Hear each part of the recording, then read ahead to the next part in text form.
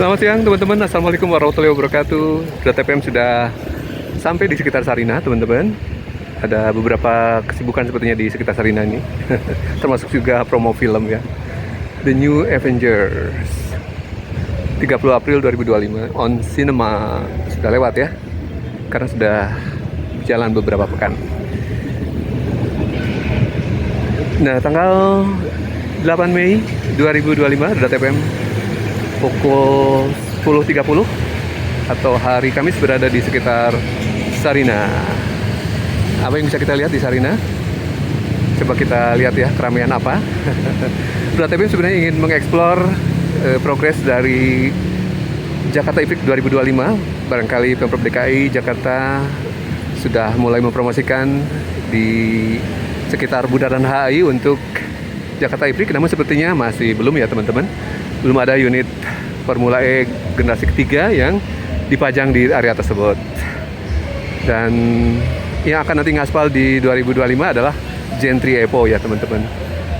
Pastinya yang akan dipajang generasi sebelumnya ya, yang sudah mengaspal di tahun 2024 lalu. Nah, ini promo susu nih teman-teman. Eat milk.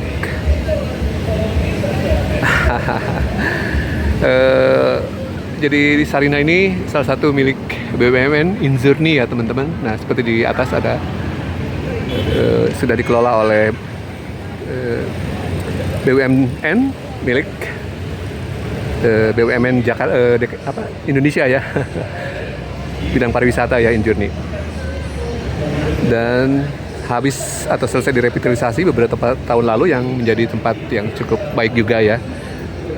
Suasana di sekitar plazanya luas dan dipenuhi dengan pohon-pohon yang menarik juga ya teman-teman, menyumbang area hijau di sekitar Jalan MH Tamrin yang cukup baik. Sebelumnya banyak di area ini merupakan lapangan parkir, namun sekarang lapangan parkirnya disusutkan dan dikonversi menjadi area hijau yang sekarang sudah semakin terlihat hijau.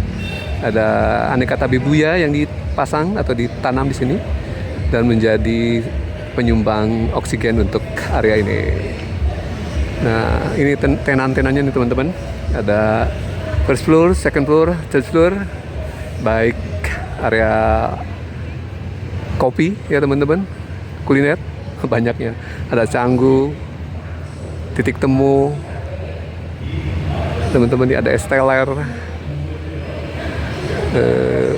Banyak sekali nih, yang umumnya merupakan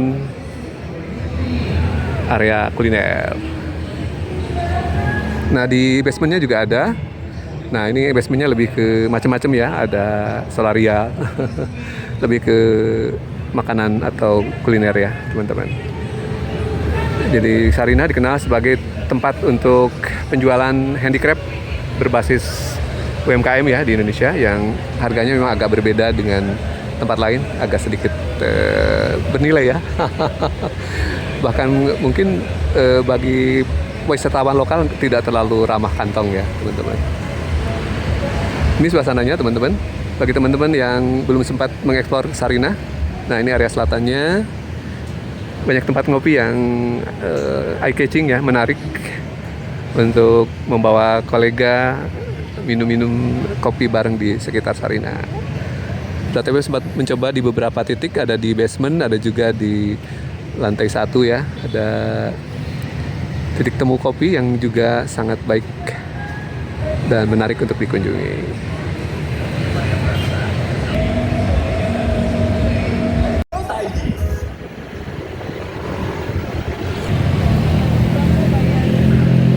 Cimory, produk dari Cimory ya.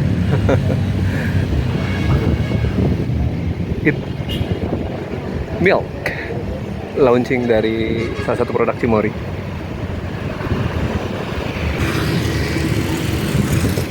Dewan Ekonomi Nasional Republik Indonesia di Jalan MH Tamrin, Jakarta.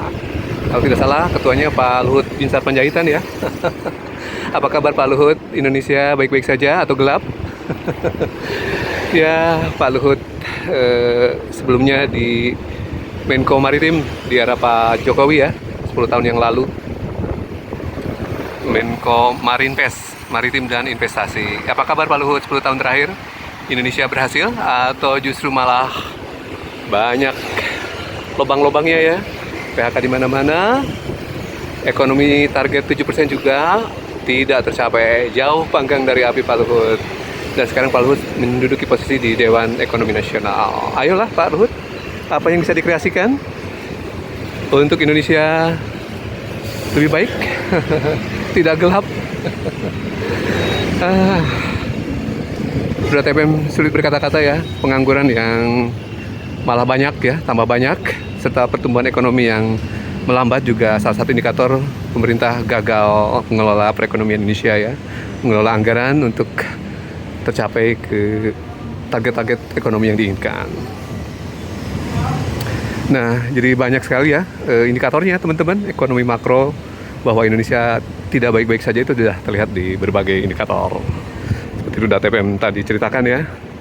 PHK di mana-mana, melambatnya sektor-sektor industri manufaktur, ya teman-teman, penjualan kendaraan roda 4 otomotif, roda 2 juga ya teman-teman.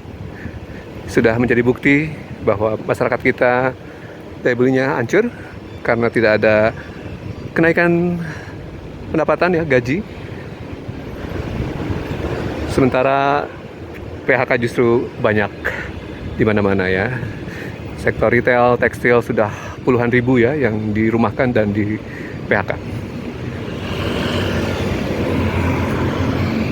Dan yang terakhir ada industri televisi, industri perhotelan juga sudah lebih masif lagi mem-PHK ya.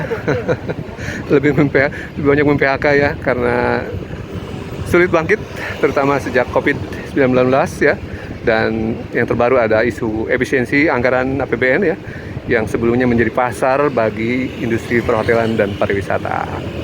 Jadi salah satu modal untuk pertumbuhan ekonomi adalah yang pertama tentu saja konsumsi masyarakat ya, dominan.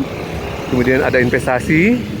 Nah, itu juga salah satu yang berikutnya adalah belanja pemerintah nih teman-teman. Jadi belanja pemerintah tuh sangat mendorong industri terutama perhotelan ya, dan itu harusnya terlaksana ya, bukannya dikurangi, malah justru harusnya ditambah untuk membantu atau mendorong perekonomian.